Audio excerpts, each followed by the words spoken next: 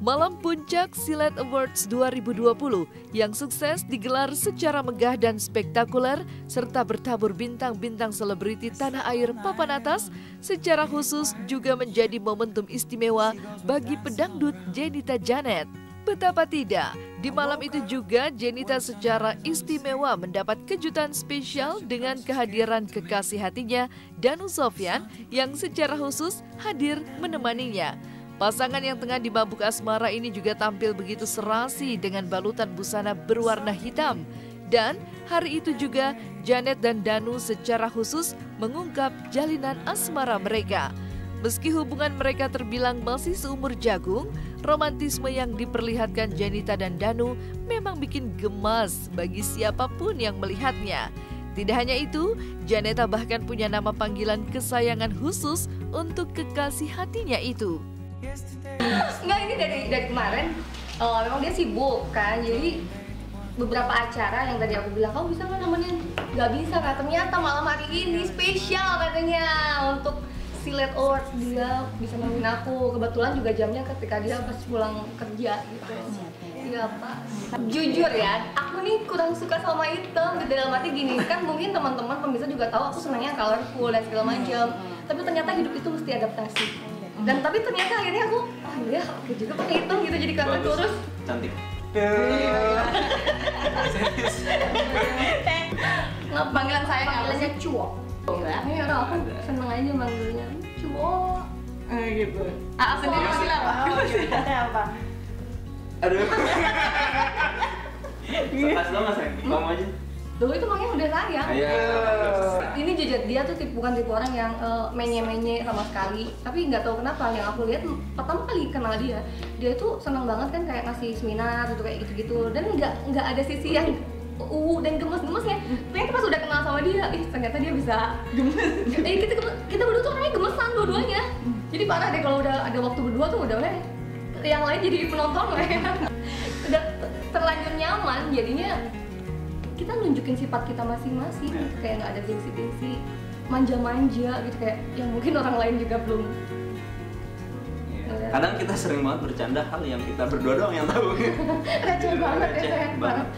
Receh banget, dan itu bikin kita ketawa ngakak bahagia, itu benar-benar ini sampai dia bilang, aduh masya Allah, nyari kebahagiaan yang gini tuh belinya di mana gitu, sampai kayak gitu, karena memang kita merasa bahwa sesimpel ini loh kita bisa bahagia gitu.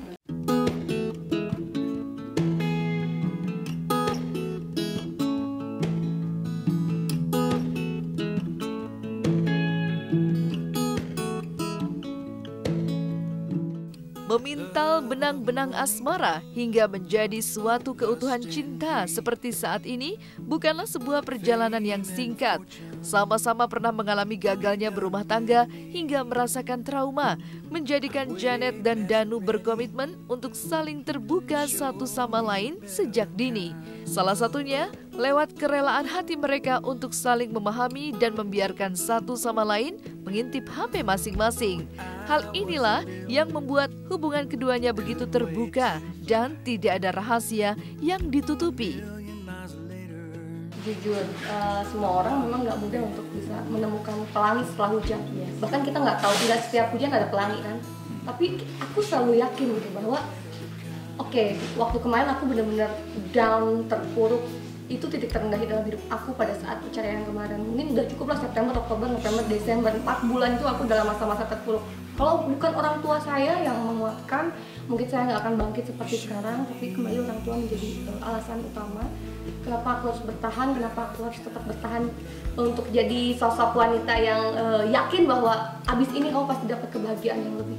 Jadi kalau boleh dibilang setelah kita saling selesai sama yang dulu, kita tuh nggak langsung ketemu, kita sempet ketemu sama beberapa orang dulu gitu. Iya. Aku sama siapa dia juga. Iya gitu, dan ternyata memang di selama pencarian nggak ketemu, pas ketemu dia kok ya serunya, hebatnya.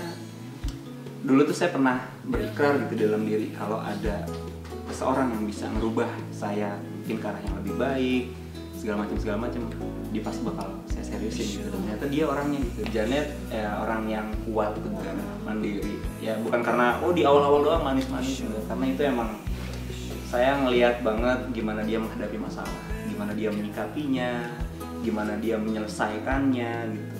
Dan ya hebat, dia bisa menangani hal-hal yang berat ya, itu nggak gampang kan. Tapi sejauh masalah yang dia punya, saya pasti bisa dibilang ya nggak mau terlibat, karena itu kan masa lalunya, biar diselesain dulu.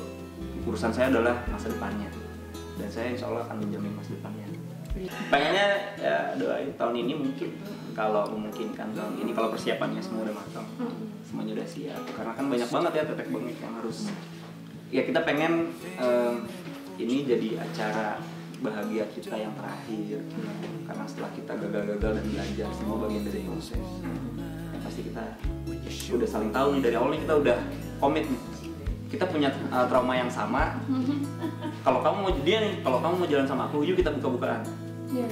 Apa aja keburukan kamu semua. Wah, ini eksklusif loh. Iya, sumpah, apa aja keburukan kamu, ceritain apa aja kamu dulu, segala macam.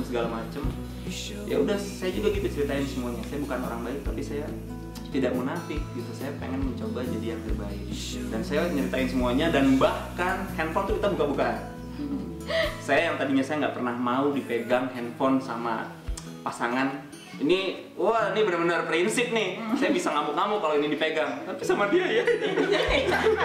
Ayolah, nggak apa-apa. Karena dia trauma kan. Jadi saya harus ngerti. Karena aku punya traumatik. Kalau kamu mau jalan sama aku, saya sama aku, izinin aku. Ya udah, sok mangga.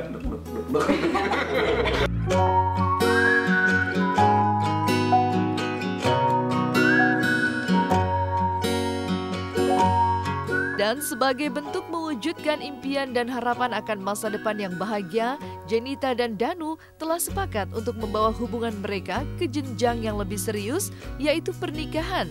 Lantas, benarkah pernikahan Janet dan Danu akan digelar tahun ini? Dan seperti apa pula persiapan keduanya mempersiapkan pernikahan impian mereka? Udah dong. Keluarga udah saling ketemu, sering makan bareng juga, komunikasi gitu. Kita sih pengen yang namanya niat baik ya disegerakan. Cuman memang ya pasti kita perlu persiapan.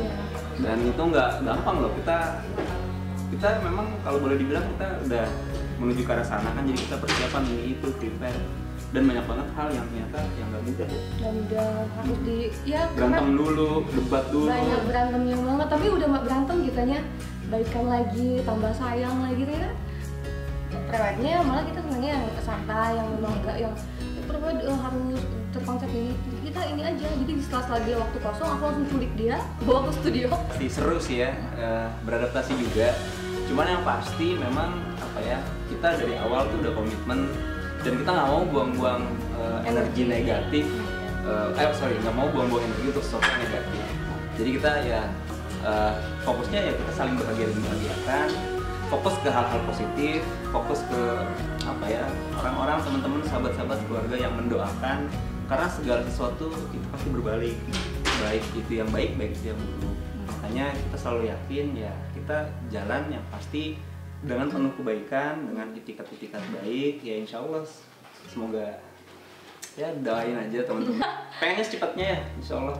Iya, kembali lagi. Mungkin buat teman-teman yang mengira bahwa cepet banget move on, pantesan kemarin pengen cepet-cepet cerai itu karena udah punya pasangan yang baru. Sama sekali kita berdua punya cerita masa lalu yang memang nggak sama, tapi kita sama-sama pernah gagal, intinya kayak gitu. Dan balik lagi, untuk bisa menerima satu sama lain itu kita nggak mudah.